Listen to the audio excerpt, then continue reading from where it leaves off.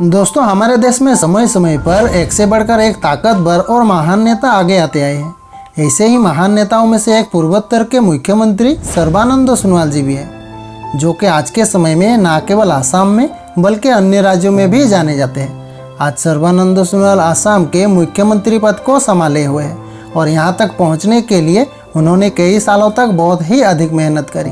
और दोस्तों, मुख्यमंत्री बनने से पहले वे आसू यानी ऑल असम स्टूडेंट यूनियन के प्रेसिडेंट भी रहे और लोगों के काम आते रहे। और उनका जीवन किसी के लिए भी एक प्रेरणा से कम नहीं है।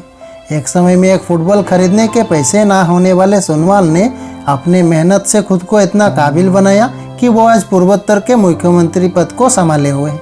लेकिन सालों तक असम में राज करते आए कांग्रेस को हराकर सोनोवाल ने बड़ा ही कारनामा कर दिखाया है, क्योंकि खासकर असम में कांग्रेस को हराना लगभग नामुमकिन सा माना जाता रहा। और दोस्तों, आज का यह वीडियो भी राजनीति में उलटफेर करने वाले सर्बानंद सोनोवाल के ऊपर ही है। तो चलिए दोस्तों, इस वीडियो में हम जानते हैं कि किस तरह सफर तय करते हुए सोनोवाल आज असम के सीएम बने। तो दोस्तों, इस कहानी का शुरुआत 1962 के 31 अक्टूबर को डिब्रूगढ़ असम के दिनजन में हुआ था, जहां पर सोनोवाल का जन्म एक हिंदू परिवार जीवेश्वर सोनोवाल के घर में हुआ था और मां का नाम दिनेश्वरी सोनोवाल था।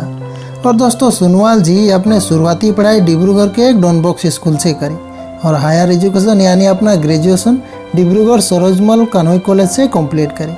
और दोस्तों, सर्बानंद सोनोवाल ने कॉलेज के दौरान ही मिस्टर डिब्रूगढ़ का खिताब जीता था। और ग्रेजुएशन तो उन्होंने कंप्लीट कर ली थी, लेकिन वो नहीं रुके और गुवाहाटी महानगर जाकर GU लॉ कॉलेज से उन्होंने लॉ में ग्रेजुएशन करी। और दोस्तों, उनकी पढ़ाई की रुचि का अंदाज़ा आप इस बात से लगा सकते हैं कि उन्होंने लॉ में ग्रेजुएशन करने के बाद भी नहीं रुके और गुवाहाटी यूनिवर्सिटी से ही उन्होंने कम्युनिकेशन और जर्नलिज्म के भी डिग्री हासिल करी।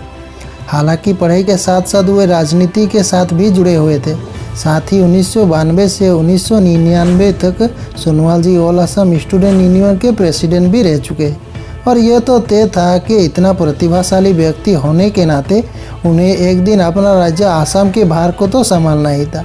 और दोस्तों, इसी तरह ग्रेजुएशन के बाद ही उन्होंने सन 1992 में AJP पार्टी को पहली बार ज्वाइन किया था और पार्टी ज्वाइन करके वहाँ के सदस्य बने। इसी कड़ी में जब उन्होंने ऑल असम स्टूडेंट यूनियन के द्वारा IMDT बिल को हटाने की प्रयास किया और कामयाब हुए, तभी उन्हें असम का जातीय नायक का सम्मान दिया गया था। उसके बाद दोस्तों, 2001 में ही वह असम गण परिषद के उम्मीदवार के रूप में पहली बार विधानसभा के सदस्यों की चुनाव लड़ी और उसके 3 साल बाद 2004 में पहली बार लोकसभा के सदस्य निर्वाचित हुए।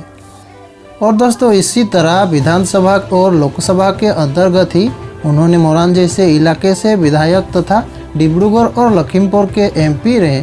साथ ही वे असम के गृह मंत्री और उद्योग वाणिज्य मंत्री के नेतृत्व भी संभाल चुके हैं।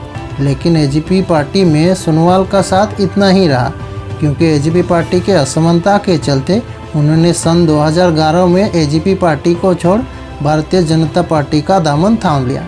और दोस्तों, असम में BJP की राजनीति की केंद्र में आने तक सोनोवाल का पहचान राज्य के युवा और तेजतर्रार नेता के रूप में हो चुका था। BJP भी चाहते थे कि सोनोवाल पार्टी में शामिल हो जाए और उनके BJP में आते ही उन्हें एग्जीक्यूटिव मेंबर बनाया गया। और दोस्तों, BJP को यह एहसास हो चुका था कि असम में भी BJP का परचम जल्द ही लहराने वाला है।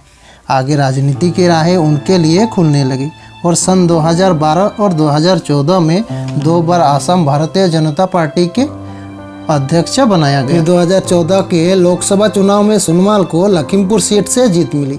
उसके बाद उन्होंने कभी पीछे मुड़कर नहीं देखे। और दोस्तों, उसी दौरान उसे खेल एवं युवा मामलों के राज्य मंत्री भी बनाया गया था। उसके बाद तो दोस्तों, सोनोवाल ने असम में तहलका मचा दिया, क्योंकि उनकी मधुरता, सहजता और टैलेंट की वजह से असम के जनता ने सन 2016 के विधानसभा चुनाव में उन्हें मुख्यमंत्री के रूप में स्वीकार किया और राज्य का भार उनके कंधों पर सौंपा।